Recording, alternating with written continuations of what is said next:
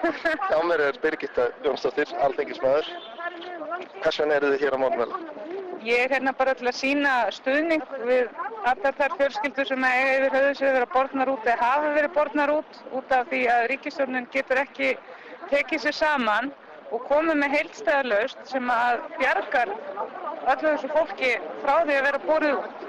Þetta er yfirleitt það sem að mér finnst svo sláandi við þessa útburði er að þeir sem er verið að bera út og ekki verið að hjálpa er fólki sem er búið að vera að vinna eins og klassíski Íslendingar nótt og dag til þess að geta eignast þak yfir höfuðið og það er bara hérna verið að þurrka út millistéttina á Íslandi. Það verður bara tvær stéttir eftir, fátæka fólki og ríka.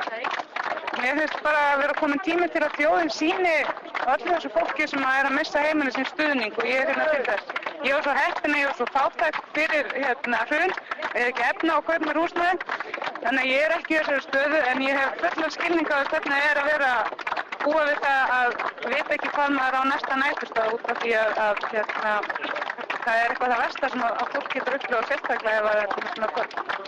Heldurðu að ríkisstjórnin taki tillit til þessara mótmæla eða haldið áfram í sama fara þeir hafa verið?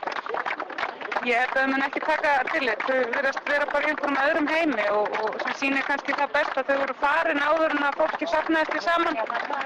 Ég vilja standa þessu fundir mun lengur og þau vilja bara hreinlega ekki sjá.